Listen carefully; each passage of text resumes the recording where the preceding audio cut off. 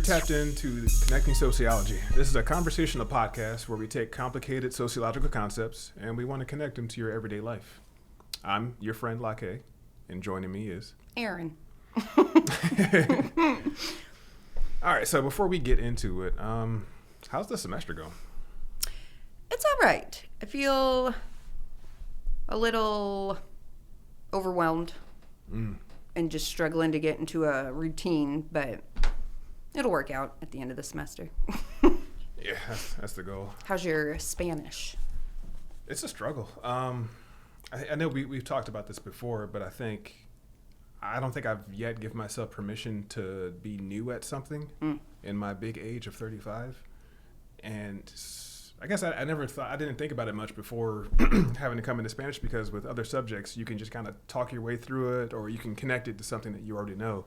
By learning a new language, it's like starting over as a kid again, and it's frustrating being an adult and struggling like that. But we'll get through it, and it's teaching me how I learn better. I just have to immerse myself in the knowledge, and it kind of comes. Is it a face-to-face class? It is now. Okay. But let's be a little honest on this podcast. It's like my third time taking this class, just because I've struggled with trying to balance that with other stuff, and it's been difficult. And that's just a different, because I know when I took ASL, it's not like sitting down reading, a journal article or something. Like, there's a different mindset you've got to be in to approach you foreign cannot language let up off the homework. gas, or you'll lose something. Or at least I often feel like I'm losing something, and I'm like, I don't know where to begin. Yep. Yeah. But okay, so let's dig into this conversation. So today we're going to talk about social capital, and really we're just at the end of this conversation, we're really going to make a case for human connection. And so for the reader, or for the listener, I want you guys to really just imagine the bank account that you have. And in this bank account, every human connection you've ever had in your life and will ever have, think of it as a deposit to this account. So for example, let's say, especially with all the snow we've had, let's say your neighbor helps you shovel your driveway. Cha-ching, that's a deposit. Your college professor teaches you how to use Adobe Premiere Pro. Deposit. Or a stranger recommends a local business that's hiring. That's a deposit. And so in a span of a few years, you can imagine that you'll have a good bit of money saved up. But the question is, what do you do with all that capital? What do you do with all that money? And so in today's episode, we're going to discuss social capital. We're going to talk about how it's invested, and we're going to talk about why these quote unquote bank accounts are the glue of society. And then, so to start us off, that's always got to start with the definition. Do you have a good definition off the top of your head? So I've got some very social relationships that yield resources and benefits, positive connections with people. Yeah, what do you have? That's pretty much, that's pretty much what the definition I have. So it's just think of it as... Because I didn't want to get super, Bordeauxian in there. Oh, no. Do it. Go ahead. Give the scholarly definition, and we'll just break it down for the listeners. Well, no, I'm not. I don't have the scholarly definition written down. But yeah, basically the ways that we benefit from other social groups, individuals. Yeah. Yeah. So just the networks of relationships. Networks. Yeah.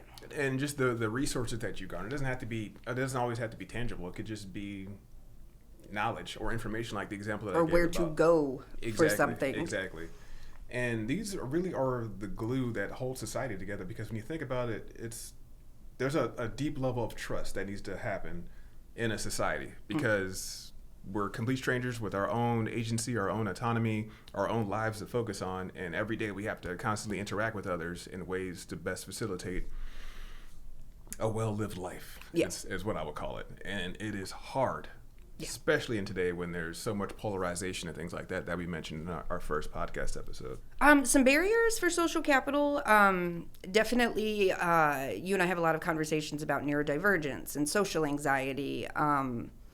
And then, too, just that very simple statement of, you don't know what you don't know. Mm-hmm. And so I think about, if we're all just going to be honest, when I was an addict many moons ago, I was unhoused. I had no food assistance, nothing like that, because I didn't know that there was a food program that could benefit me. I didn't know that I could go to DHHS and apply for food assistance. Nobody told me that. Mm-hmm. And so I'm just starving to death, but it's that thing where you don't know what you don't know. And if I didn't, what am I supposed to do about that? So then I think social capital is figuring out figuring it out, whether it's asking somebody else, figuring it out yourself. But it's, getting those tools that we need in order to navigate the world. Yeah. And I'm going to mention the subtitle of this episode a lot, but making a connection, making a case for human connection, because it's so important. Not saying that you're not like trying to connect with other people as you were going through, think like the kind of difficult life circumstances that you were going through, but this tells to why it's important to put yourself in spaces to be around other people, to connect with them, to learn from them, and to be able to pass on maybe some things that you know. Because now that you've learned various resources that are available to someone in the position that you're in, you can pass that on to someone else. I have literally driven people to get them signed up. Yeah. Yeah, and so you wouldn't have been able to even put yourself in that position if you didn't know the knowledge, or if you didn't learn the knowledge in the first place. And then even now thinking, like, do you have internet connection so that you can get online to apply for, just for example, benefits like that? And that internet, I mean, I guess that would be more digital capital. Yeah, but it plays into the more physical capital. Yeah, we'll call it the physical world. Sure. But because, well, if you don't have a car to go to the library, to go use the computer, to go apply for this job. Yep. But you have a neighbor who does, or you have a friend who does. And it's that kind of, where you'll see like an unhoused person or something and they'll have a cell phone and be like, oh, they've got a cell phone. Then why can't they go get a job, take the bus to a job? Well, a lot of people don't have licenses or IDs, or maybe they need a birth certificate or something, a copy of it. And that costs money and that costs time. And if you don't have the means to physically get there, or yeah, I don't know, just because my brain goes to all the things, but instead of being able to narrow down on a few examples. But let's use college for example. Let's say you're a new student. Let's say you're the first person in your family to ever attended college. How do you learn how to navigate the enrollment process? How do you learn how to navigate financial aid? How do you learn how to pick the correct classes, or even know what major you want to get into? Because most people, I would say, pick their majors based on some of the experiences of people that they know. So a lot of nursing majors, I would assume they have family members who were also nurses, and so they already have that that capital, that information to better dictate the direction that they want their lives to go into. Also, social support. It's so hard to ask for help.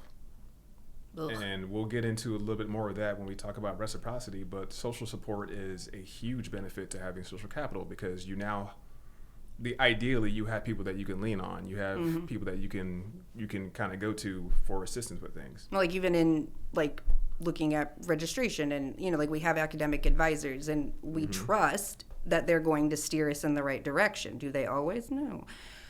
But we trust that they will. Shake.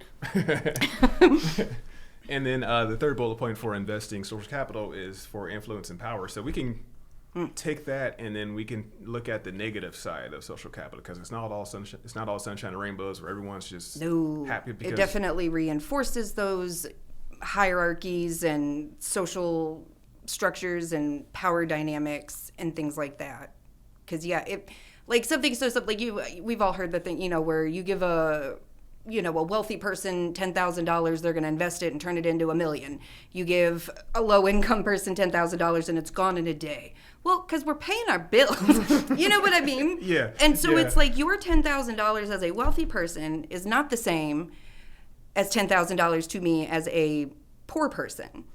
And yeah, so I kind of think about that like with social capital as well. Like there are just people that have more social capital. Like Dr. G, for example, he's very comfortable, just shooting emails to people and asking questions and just going places. Whereas like me, for example, I'm like, oh my God, but are those the rules? Like, are we allowed to do that? Can I email the professor? Exactly. That's a question. These are important questions, but yeah, and kind of going back into the influence and power thing, you can use your social capital to definitely purchase yourself some kind of power or an advantage over other people and things like that. And so just to be aware of the pros and cons of, it feels unfair to say the pros and cons of living in a society, but this conversation is, social capital is essentially the glue, I feel like, that holds society together, because it's in these soft what we call weak ties. It's in these weak ties, these casual relationships that we build with other people that help the world function. Like trusting that someone's not going to cut you off on the interstate, or that they're going to follow the laws, or that they're going to do what they need to do, and things like that. Or that the mechanic working on my car is going to, I don't know, be really diligent and make sure that like it doesn't blow up. Find like 5,000 other things wrong with your car. But it plays into that like functionalism. You know what I mean? Like we have to we have to have these things in order for these things to work, and like we have to have people with lots of social capital to help, you know, those of us that don't have as much social capital. And we need people like Dr. G who aren't afraid of like shooting emails or, you know, hypothetical hierarchies and things like that, because they are the people that help the people like us who are a little bit more anxious and not so self-assured when asking, you know, people, authority figures, if you will. But yeah, his lived experience with that gives him the knowledge and the confidence to pass that on to other people and let us know, like, hey, it's not that bad if you send someone an email. Yeah. And he uses invests that in us and invests that in other people and things like that. So I want to shift gears a little bit. I want to talk about reciprocity norm, because we touched on it before we started recording, but it's an interesting conversation.